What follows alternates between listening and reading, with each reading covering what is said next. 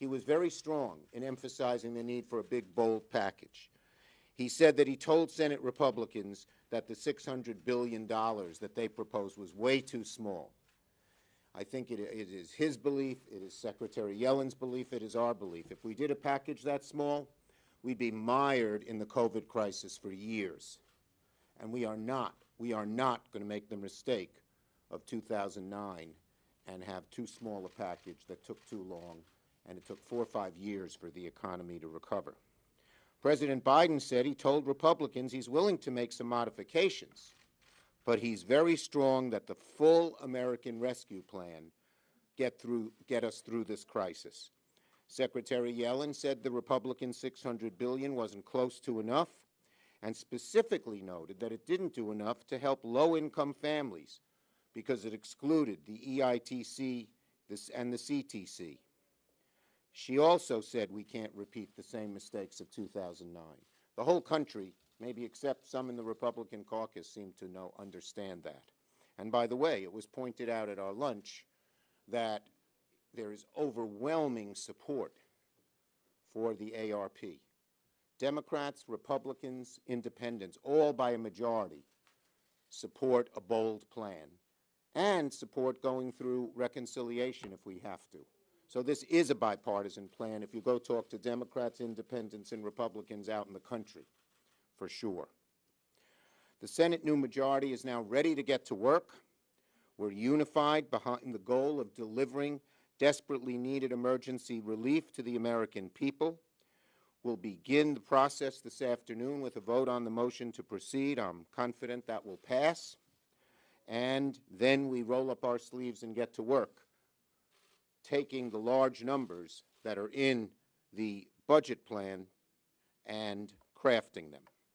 We share President Biden's desire to advance this legislation in a bipartisan way, but the work must move forward. We are not going to dilute, dither, or delay, because the needs of the American people are just too great. Time is of the essence to address this crisis. We are focused on the substance. That's getting emergency relief to people as we promised we would do as soon as possible. That was a universal campaign of Democrats in Georgia, the Biden presidency, and across the country. And I've been saying from the beginning, some of you didn't believe me, that the Senate must deal with 3 things simultaneously. Nominations, we're confirming 2 more nominees today, a fair impeachment trial, the House today filed their brief, and delivering emergency COVID relief. That process starts later today.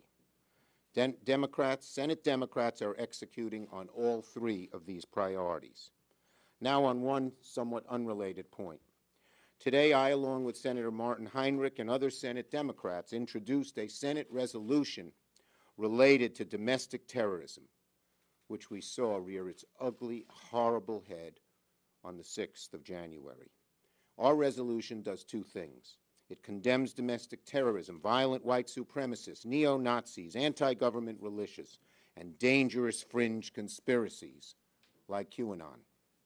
We call on the FBI to review the threat posed by domestic terrorist groups, including examining the growth of such groups and the use of social media and other forms of communication to recruit new members and organize and plan acts of violence. Senator Durbin.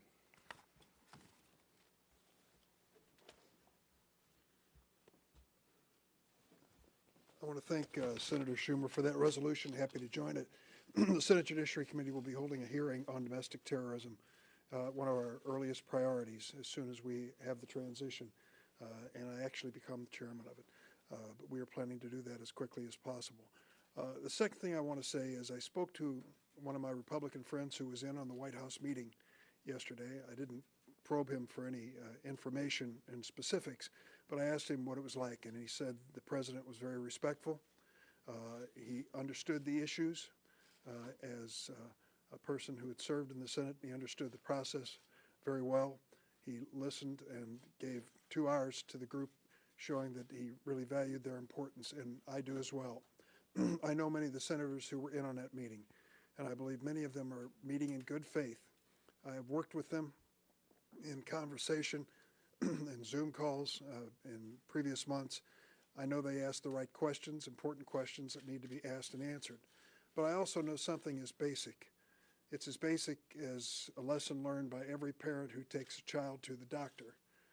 If the child is sick enough to go to the doctor's office and the doctor says, now I'm going to give you 5 days of antibiotics. Now, your child is going to start feeling better on the second day, and by the third day, you're sure they're out of the woods, but take the medicine for all 5 days, because if you don't take enough of the medicine, you'll be back again to see me with the child sick again. That's what America faces right now. What President Biden has proposed with the ARP plan is a course of medicine for our economy and for the pandemic to cure the problem. We don't want to get lulled into the feeling we're doing just fine and we can stop too soon. What President Biden has proposed is that we do enough to make sure that we finally can turn the corner on this pandemic, that we keep businesses alive and put people back to work and sustain them until they are ready to get back to work. And then fundamentally, and I think this is an element that goes with it, to bring some economic justice to our economy so that more and more people, whom we've said over and over again, are losing when it comes to income equality, have a fighting chance.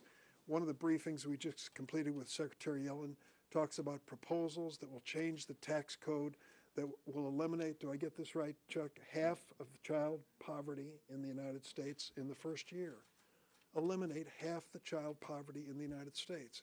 Think about that as a landmark of the earliest days of the Biden administration. And that's why it's important for us to come together, I hope with Democrats and Republicans, and pass this rescue plan in its entirety.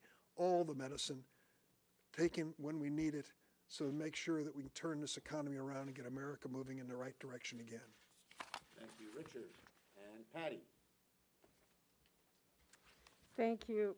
We are in a race against this virus on just about every front.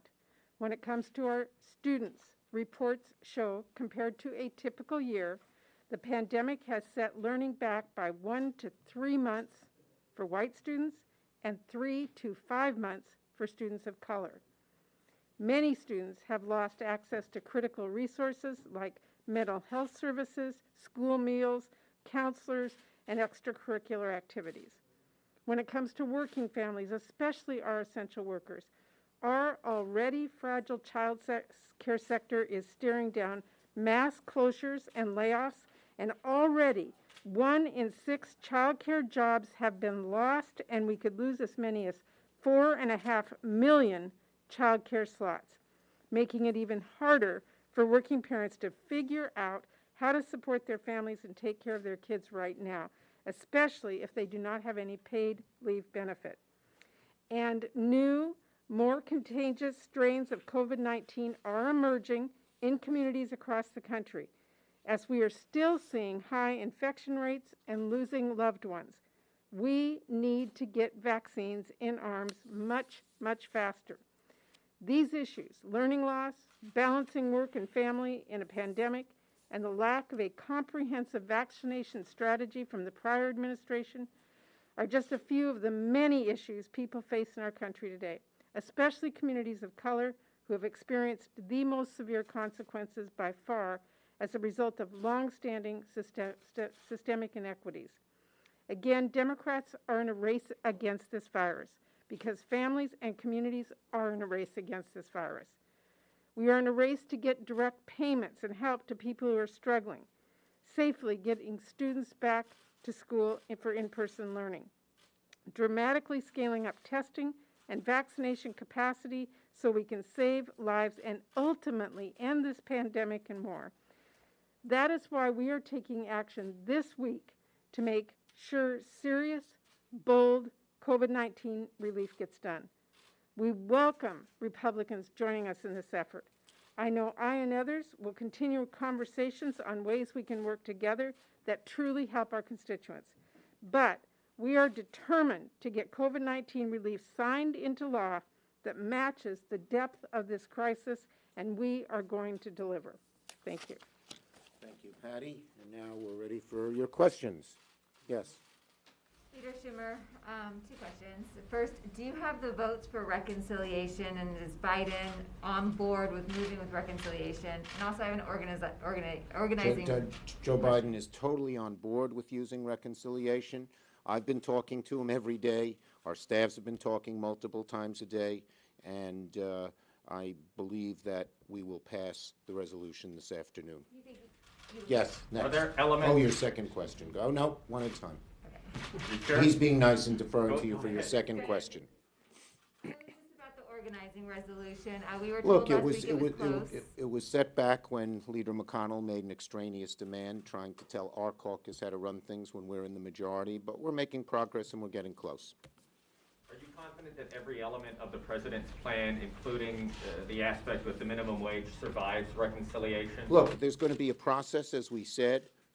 We believe we have very strong support for a bold, strong plan on the level of what the president proposed. All the details are going to be worked out as we go through the committee process, and we hope Republicans will join us, but we are not going to dilute this so it doesn't help the American people get out of this crisis quickly.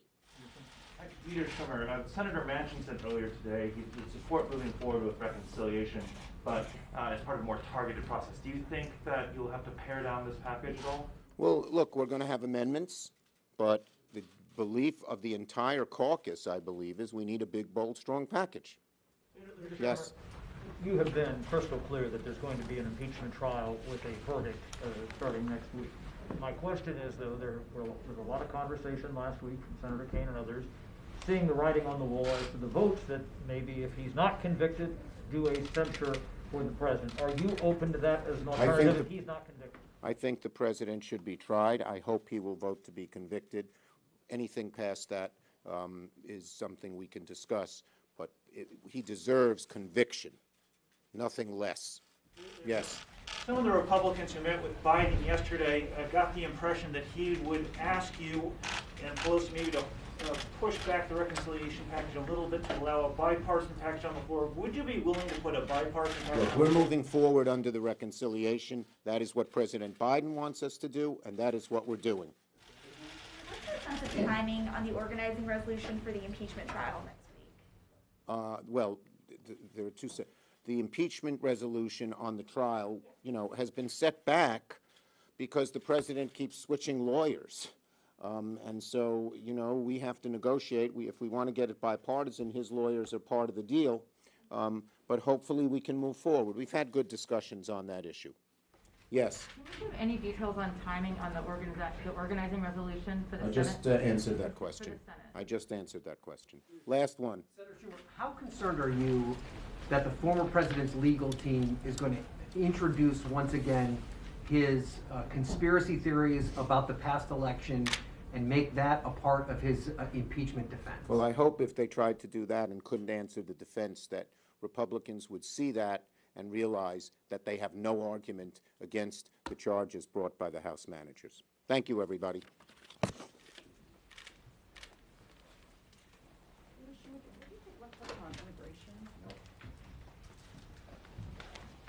And you said close.